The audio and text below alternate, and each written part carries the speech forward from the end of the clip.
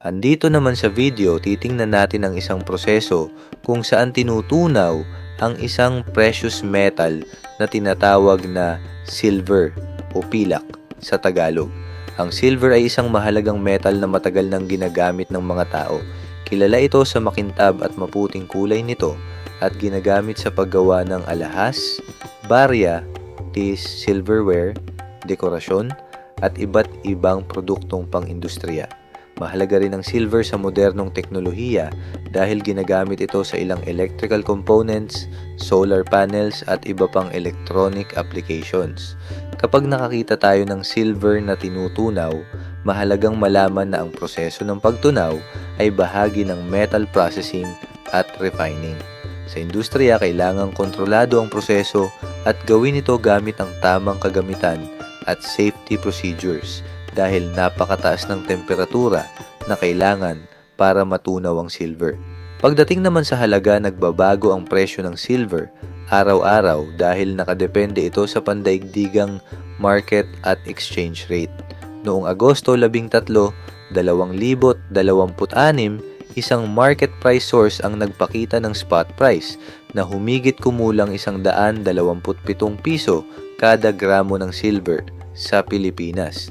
Ibig sabihin, ang 100 gramo ng purong silver ay maaaring nasa paligid ng 12,700 piso batay sa spot price. Ngunit hindi ito nangangahulugan na ganun din ang presyong matatanggap kapag ibinenta ang isang aktual na silver item dahil maaaring magkaroon ng purity, paggawa, dealer, at iba pang deductions. Mahalaga ring tandaan ang purity. Halimbawa, ang sterling silver ay karaniwang may 72.5% silver, habang ang ibang silver items ay maaring may ibang halo ng metals. Kaya bago masabing mataas ang halaga ng isang bagay, kailangang malaman muna kung tunay itong silver at kung gaano kataas ang purity nito. Ngayon, saan naman matatagpuan ang maraming silver sa mundo? Isa sa pinakamalaking producer ng silver ay ang Mexico. Sinusundan ito ng mga bansang gaya ng China, Peru, Bolivia at Chile. Ayon sa Silver Institute, noong 2024 ay umabot sa humigit kumulang 819.7 milyong onsa ang global silver mine production at nanatiling nangungunang silver producing country ang Mexico. Ang silver ay hindi laging nakikita bilang purong metal na parang isang malaking tipak ng pilak.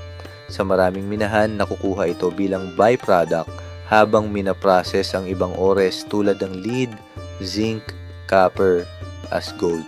Kaya kailangan itong ihiwalay at i-refine bago maging mas purong silver.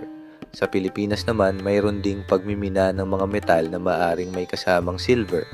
May mga mining operations na gumagawa ng gold at silver bilang bahagi ng kanilang metal production.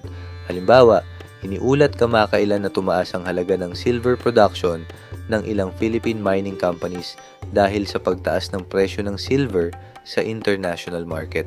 Kaya habang pinapanood natin ang video ng silver na tinutunaw, makikita natin na hindi lamang ito simpleng metal. Ang silver ay may mahalagang papel sa alahas, industriya, electronics, at modernong teknolohiya. At sa bawat maliit na piraso ng silver, may proseso mula sa mineral na nasa ilalim ng lupa, pagmimina, pagproseso ng ore, paghihiwalay ng metals, refining, hanggang sa maging produktong maaari nating gamitin. Kaya kung makakita tayo ng isang makintab na piraso ng silver, tandaan natin, mula sa ilalim ng lupa hanggang maging mahalagang metal, mahaba at komplikado ang proseso bago ito makarating sa ating mga kamay. At iyan ang ating maikling kaalaman tungkol sa silver, isang mahalagang metal na patuloy na may malaking halaga sa mundo. Ang presyo ng silver ay pabago-bago, kaya ang mga halagang nabanggit dito ay halimbawa lamang batay sa market data